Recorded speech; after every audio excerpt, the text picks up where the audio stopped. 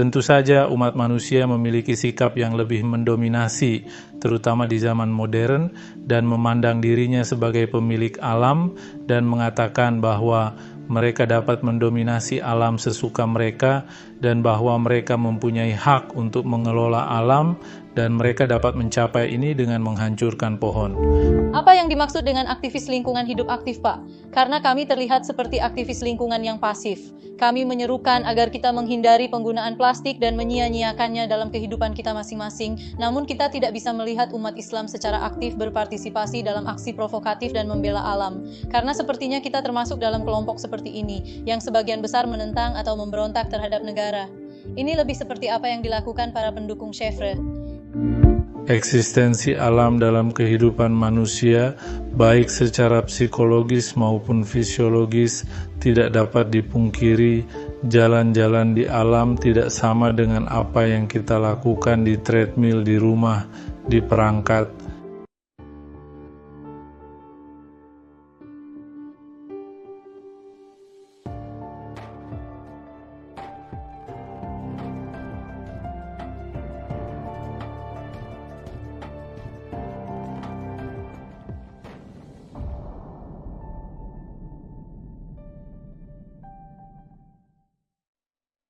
Halo semuanya dari Sekolah Istanbul. Pemirsa yang budiman, hari ini kita akan berbicara tentang hubungan kita dengan alam. Tamu kami adalah Profesor Dr. Ali Ayten.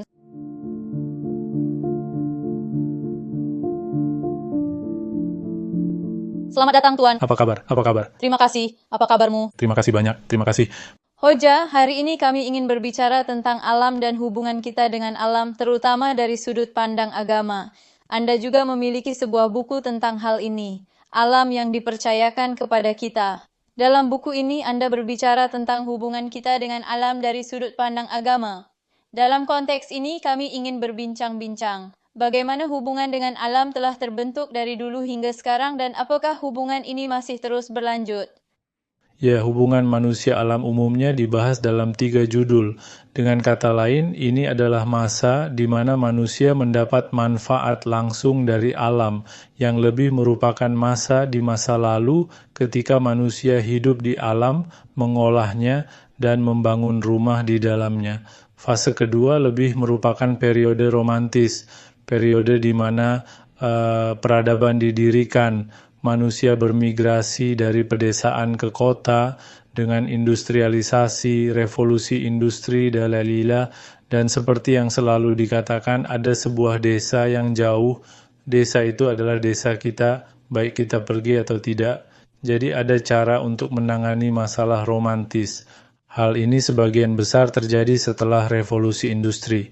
Dan tentunya masa digitalisasi yang muncul saat ini, khususnya di akhir tahun 1990-an.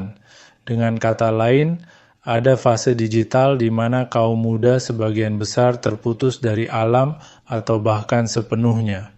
Hal ini ditangani dalam 3 tahap. Tentu saja kita dapat melihat bahwa hubungan manusia dengan alam berbeda-beda dalam 3 tahap ini.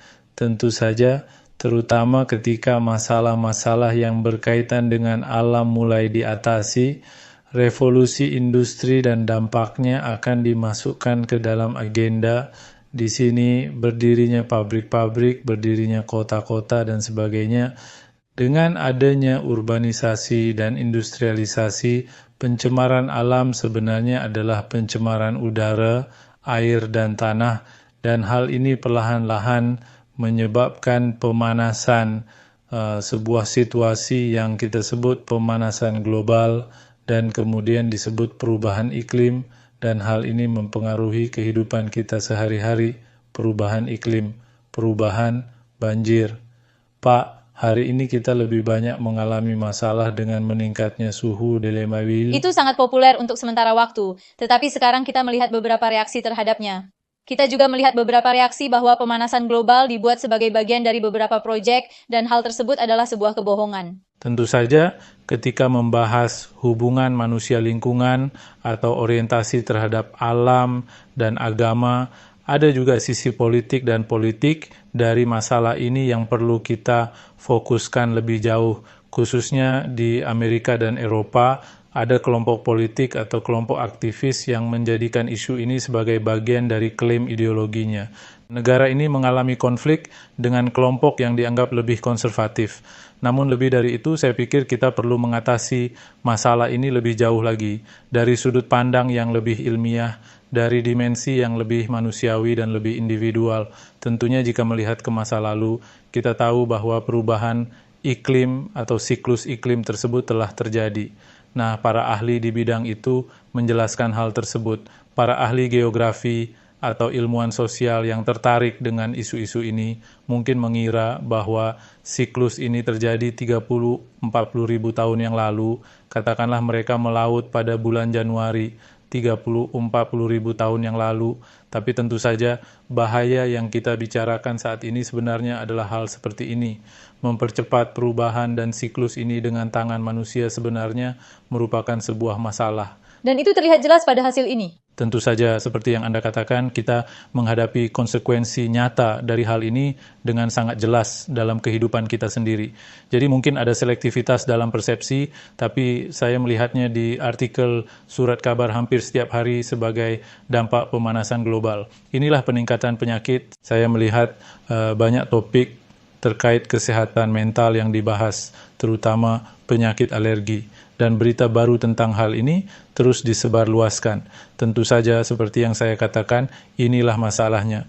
Persoalan ini selalu dibicarakan sedikit karena mempunyai sisi politik dan sisi politis, dan telah terjadi perdebatan mengenai hal ini.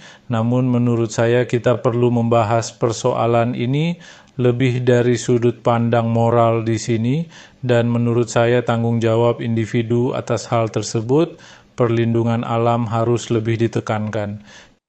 Jika kita menengok dari masa lalu hingga masa kini, hubungan kita dengan alam nampaknya telah mencapai dimensi yang jauh berbeda. Dengan kata lain, rasa kasih sayang kita terhadap alam semakin berkurang, kita tidak menaruh perhatian, kita terkesan bersikap lebih santai. Kapan perpecahan ini terjadi atau berubah seiring berjalannya waktu sehingga tidak kita sadari? Bagaimana Anda melihat ini? Faktanya setelah revolusi industri, karena sebagai contoh, Erich Fromm yang terkenal memiliki perspektif tentang kehidupan.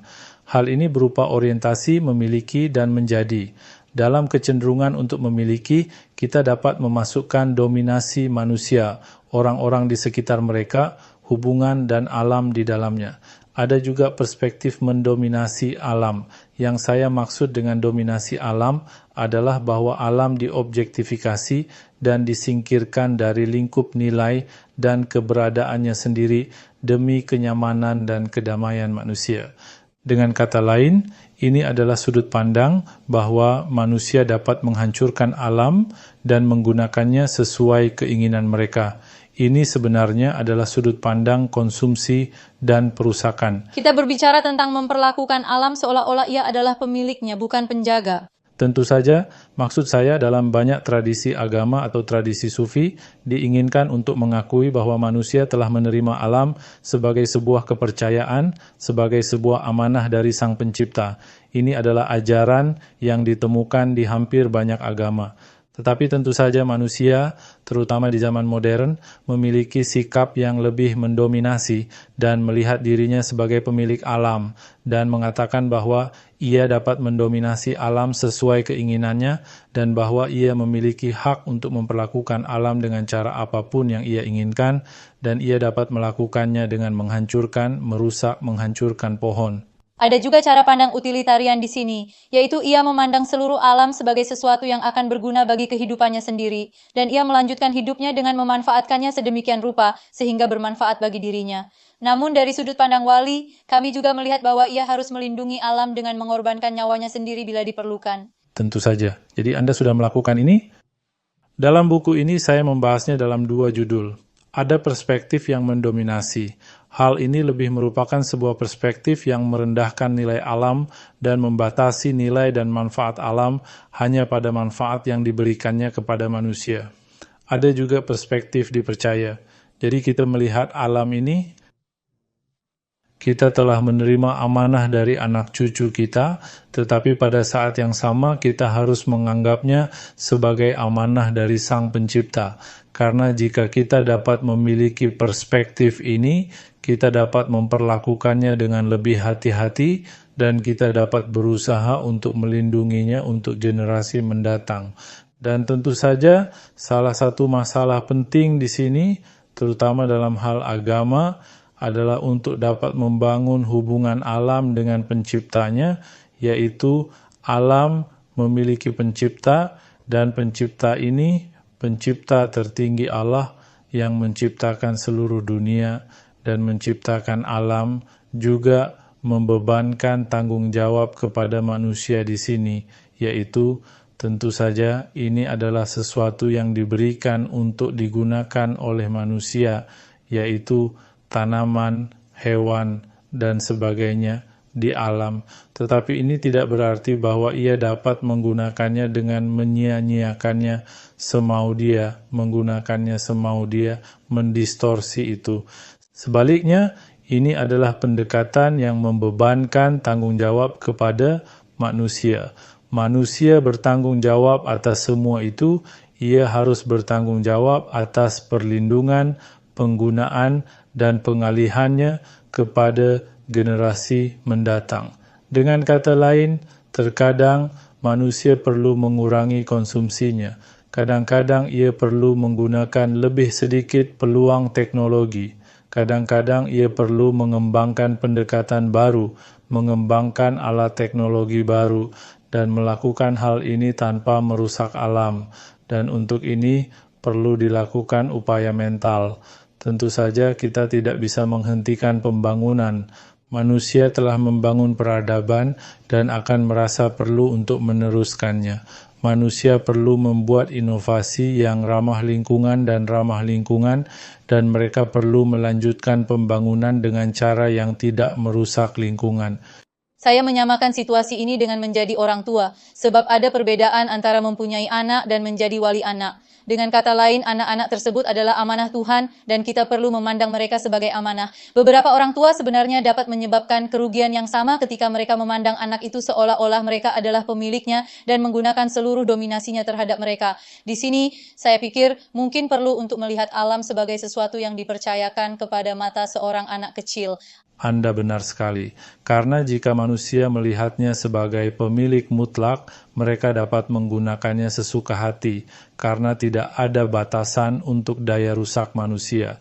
Manusia bisa menjadi sangat destruktif jika mereka tidak dapat menahan diri pada titik moral, dan mereka dapat menggunakan alam dengan sangat buruk.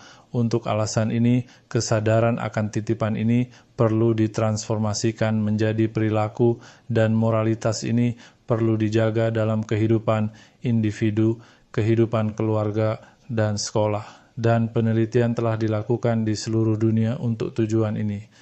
Anda juga berbicara tentang membuang-buang uang, Pak. Tampaknya ada garis tipis antara menyia-nyiakan dan menjadi pelit. Bagaimana seharusnya keseimbangan dicapai di sini? Tentu saja, ketika hubungan manusia dan alam mengemuka, sampah adalah sesuatu yang tak terelakkan lagi dibicarakan. Sebab, misalnya jika memikirkan makanan, 40% makanan yang dihasilkan terbuang sia-sia karena alasan pengemasan. Jadi dulu, itu terbuang sebelum mencapai manusia.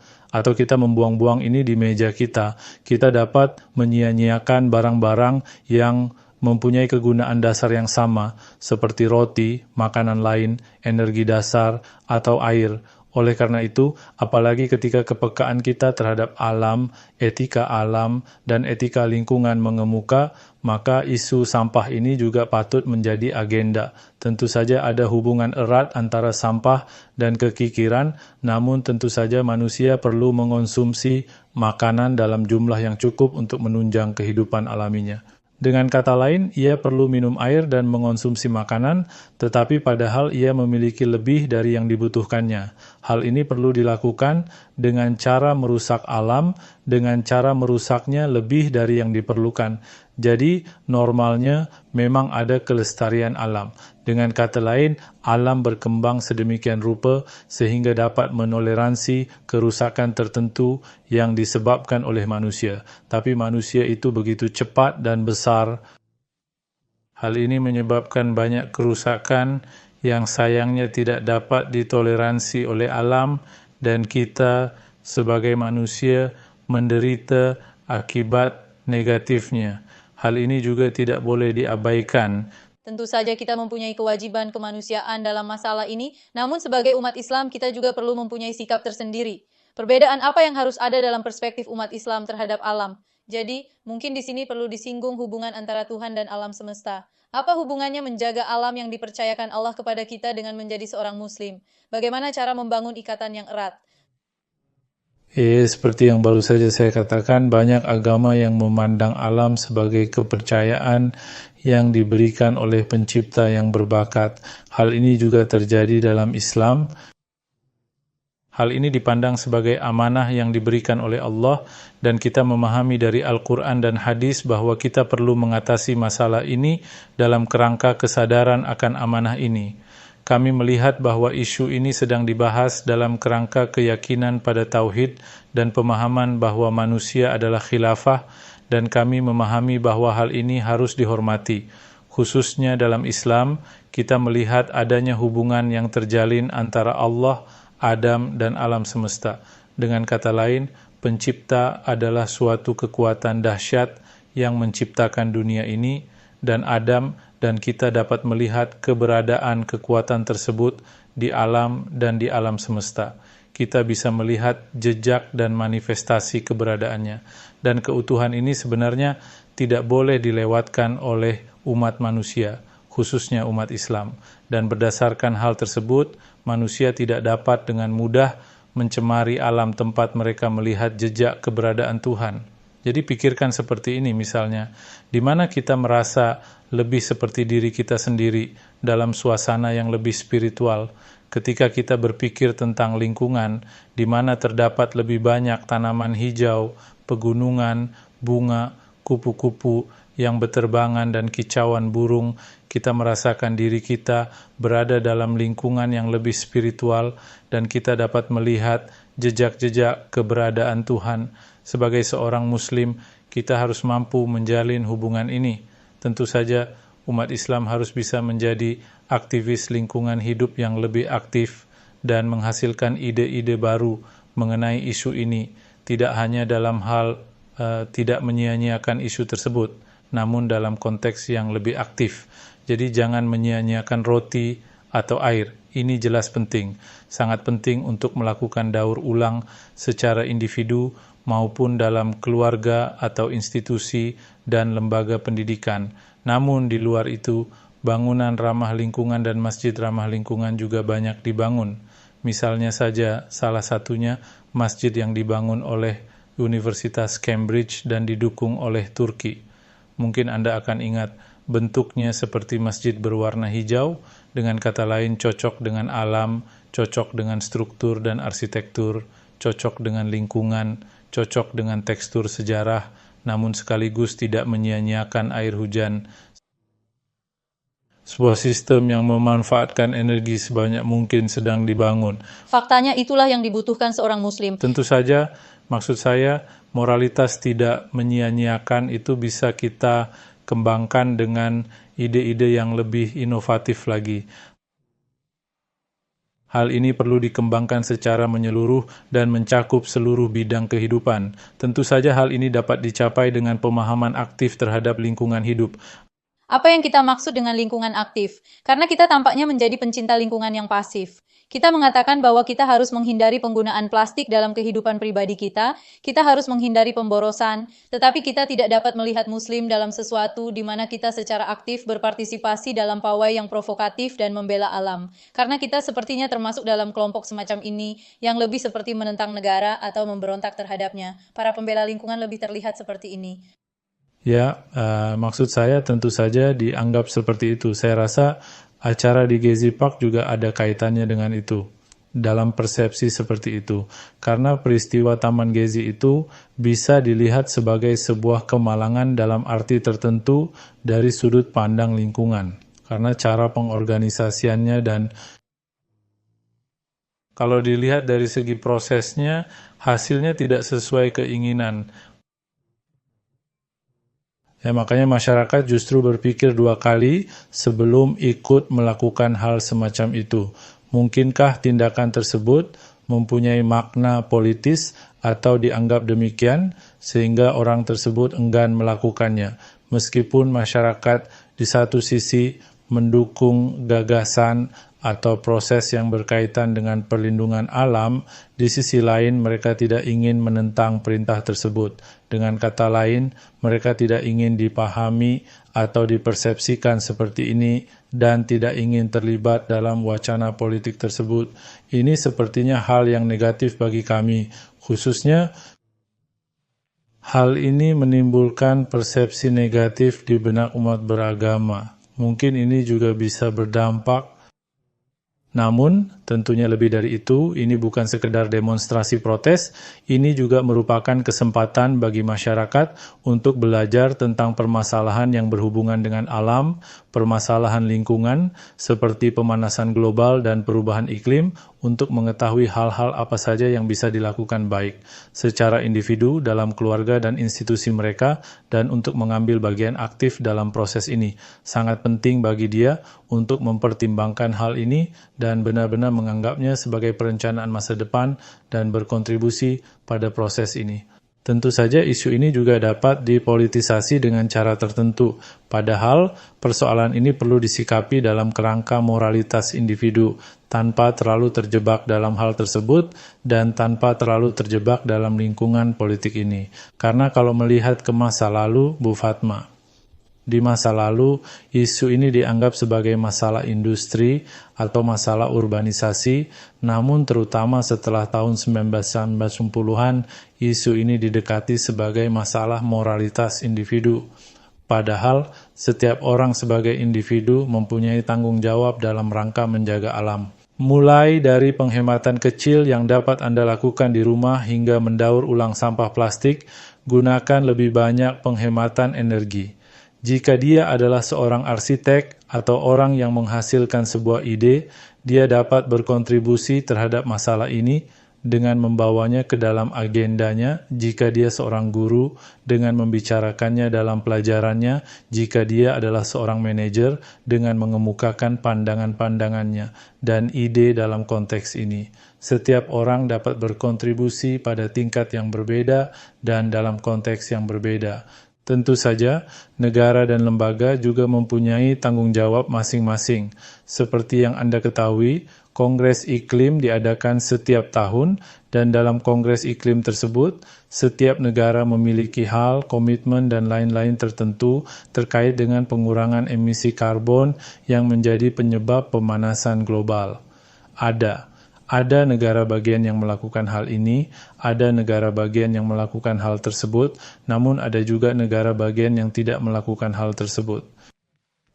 Negara-negara ini juga memiliki hal-hal yang harus dilakukan. Lagi pula, jika dipikir-pikir, kita adalah manusia dan kita hidup di alam, dan kita membutuhkan alam yang ada di sekitar kita.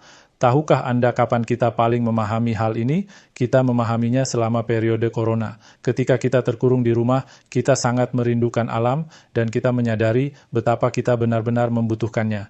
Maksud saya, berjalan di rerumputan, duduk di bawah pohon, mendengar suara burung, bisa mengikuti warna kupu-kupu. Karena tidak ada lagi taman yang tersisa di depan rumah kami. Karena saat menjalani karantina, tidak ada yang namanya pergi ke taman dan mencari udara segar. Kami jelas sangat merasakan ketidakhadiran ini, sebab keberadaan alam dalam kehidupan manusia, baik secara psikologis maupun fisiologis, tidak dapat dipungkiri.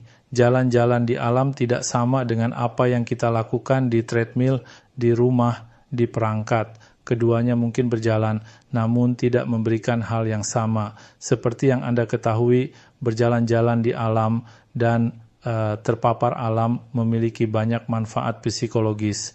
Misalnya, meningkatkan perhatian dan mengurangi hiperaktif. Jadi sekarang, Anda bahkan dapat melihat dalam percobaan yang dilakukan pada sapi, bahwa sapi yang mengira sedang berjalan di area hijau dengan kacamata 3D, ternyata menghasilkan lebih banyak susu.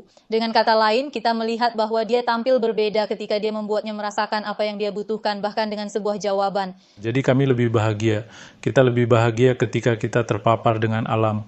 perhatian dan intensitas kita lebih besar, kita menjadi lebih spiritual, kita menjadi lebih berempati, kita menjadi lebih suka membantu. Ada banyak penelitian mengenai hal ini. Orang yang terpapar alam lebih banyak, mereka menggunakan aktivitas mental mereka dengan lebih efektif. Mereka memiliki lebih sedikit depresi dan kecemasan. Dengan kata lain, ada banyak kontribusi psikologis dan sosial yang serupa. Dengan demikian, tidak terpikirkan oleh manusia untuk mencemari dan merusak alam, dan dalam proses ini mereka sebenarnya dapat melakukan banyak hal secara individu. Kita terkadang meremehkannya, menganggapnya tidak penting, dan lebih menyalahkan institusi. Maksud saya, negara harus melakukannya, lembaga-lembaga ini harus melakukannya, pabrik-pabrik ini harus melakukannya. Tentu saja ada hal-hal yang dapat mereka lakukan, tetapi ada juga tanggung jawab yang dapat kita ambil secara individu. Ya, ada banyak hal yang bisa kita lakukan dengan upaya individu atau dengan lingkungan dan sekitar kita. Mungkin diperlukan sedikit lebih banyak kesadaran untuk hal ini. Kita perlu merasakan dan memahami seberapa besar kita membutuhkannya. Tentu saja, Saya berharap kita tidak akan mengalami bencana seperti corona lagi. Itu adalah contoh bagi kita dan seharusnya menjadi hal pelajaran. ini tentu saja mengingatkan kita betapa kita sangat membutuhkan alam. Dengan harapan tidak mengalami hal ini lagi, saya berharap kita lebih sadar menjaga alam. Saya bilang jaga lagi, tapi sebagai wali. Katakanlah merawat, bukan memiliki. Ya, ini bukan untuk dimiliki, tetapi untuk dilindungi. Mari kita berharap untuk terus menghargai alam dengan perspektif yang dapat dipercaya lagi. Terima kasih banyak atas komentar Anda yang sangat berharga. Terima kasih. Terima kasih. Pemirsa yang budiman, hari ini kita berbicara tentang hubungan kita dengan alam. Sampai jumpa di episode berikutnya. Selamat tinggal.